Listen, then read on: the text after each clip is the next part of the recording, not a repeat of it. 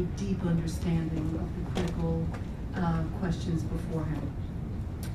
As for the legislative pieces of this, I believe that New York State is going to put together a remarkably aggressive and bold agenda in our Race to the Top application.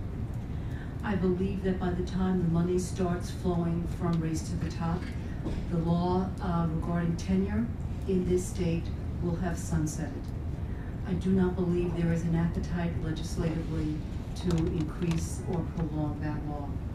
As for the cap, I have debated this on numerous occasions with many people. I actually think, as uncomfortable as it is for charter operators, and I know many of you are in this audience, I think the cap in New York State has led to a very thoughtful expansion of charter schools within the state. We have attracted the best charter operators to come to New York State. Had we opened the gates and said everyone is welcome and there is no cap, we would have had an expansion of charter schools that I think would have been very complicated to manage, like many states are now having. I believe also every time New York State has hit up against the cap has been raised. There is going to be a juncture over the next 5-6 months when I think we're going to hit up against this cap. I have every reason to believe that there's going to be thoughtful conversation about how to increase the cap at the same time that we're going to have thoughtful conversation about how to really significantly improve the charter school legislation.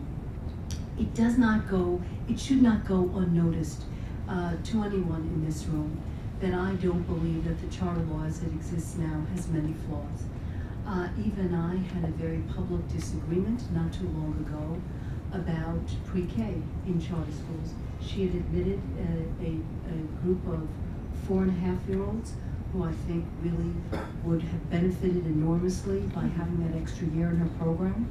And the problem was that different interpretations of the law did not permit us as a board to vote to allow her to have that pre-K program. She's doing it as an early kindergarten program. You know, there's debate here. I believe that every time that Eva opens up a new charter school, she should not have to have another board of directors. I believe there are enormous encumbrances and hindrances to, I think, a productive conversation on how to improve the charter legislation.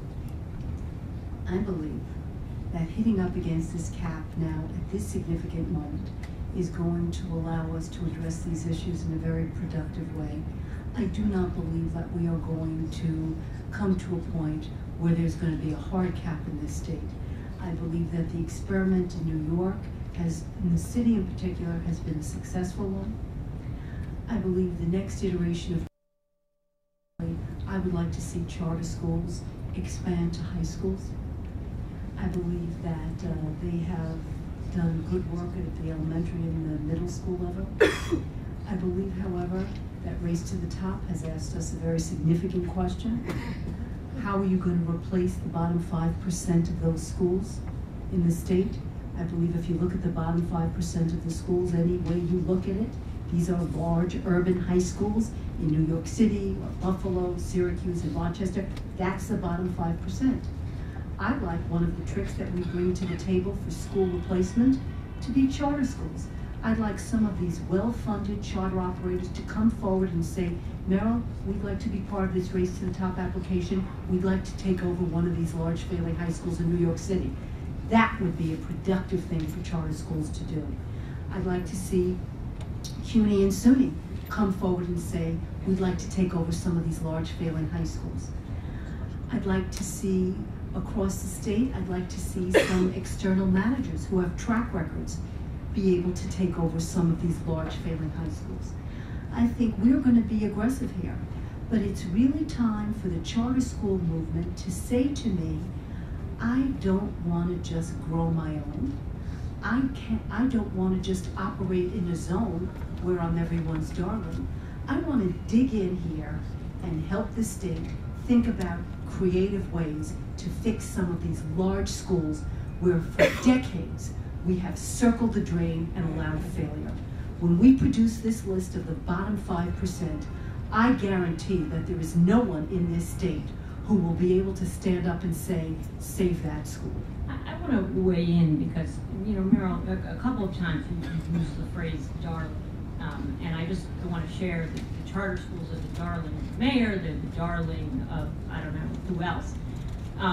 You know, from my perspective, everything that the charter school movement has gotten has been fought for tooth and nail, and I've been at the center of that. So let me just remind everyone. I was actually the one who helped you get your original charter when Joel Klein tried to turn it down.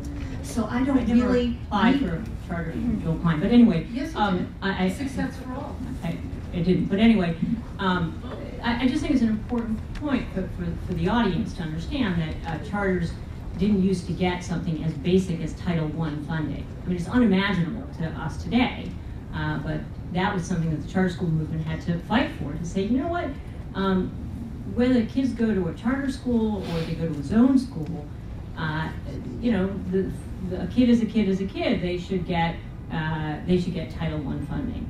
We still don't have equal funding, and if we were the darling of someone, I would think that that would mean money. That's usually what it means.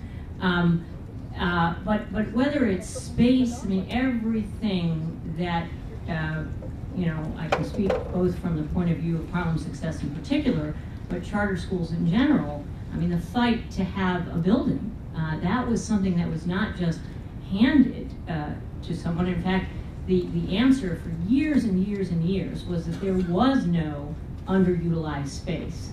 And I really have to thank the Daily News because they ran a series where the underutilized space in the city was finally documented.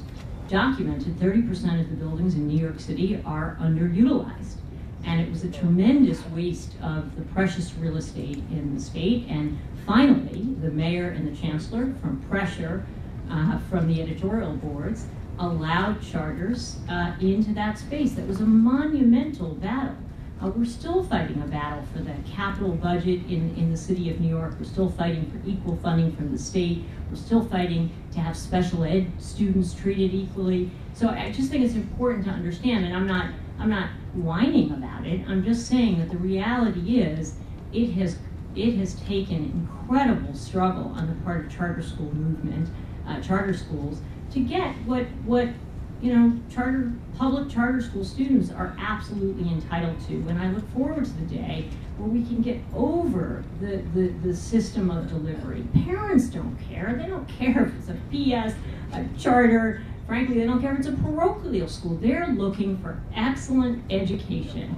And we have an obligation to find a way to deliver it without getting into sort of internecine nomenclature debates when parents want educational excellence. Joe, can I just ask you to put this in sort of the national context? I mean, you work all over the country, and I wonder how you think New York measures up in terms of race to the top, but also in terms of charter schools and some of the things that Merrill was talking about. Yeah, I mean, well, the president today in his speech in Madison, Wisconsin, he reiterated the fact that it's a race, and that there, you know, in order to win this thing, you've got to put down the Twinkies and start running. And I think. I hope Merrill's right that New York's going to have an exciting application. I don't see it happening at this point. I think we're going to have to do more than just hire a funky commissioner who wrote some interesting papers at some point. John King's a great guy, but I think hiring him doesn't put us at the front of the line on this thing. We've been working in a lot of states where the people are taking this very seriously and watching what the other states are doing, and they know that this is about being the state that's doing the most, not about trying to move things a little, things that seem like they're heavy lifts on this. I think we're going to have to show an effort. I think that the charter school part of the race to the top, in some ways, is the least interesting part of it. It's really about what the overall system of education is going to do, and what kind of changes are going to be made with the cover here of assistance from the federal government to try to get public education pointed in the right direction. I'm not optimistic about New York State right now. I don't see how, particularly because we've had this sort of public posture that keep Washington away from us, the kind of thing. And it's like we're looking for a loophole rather than trying to find ways to compete aggressively. Okay. In terms of race to the top, I think that we will be in a position. I disagree with what Joe just said in terms of the federal government. I think we will be in a good position when it is time, especially when the money starts to roll out. In terms of the charters, look, I agree with what Eva just said.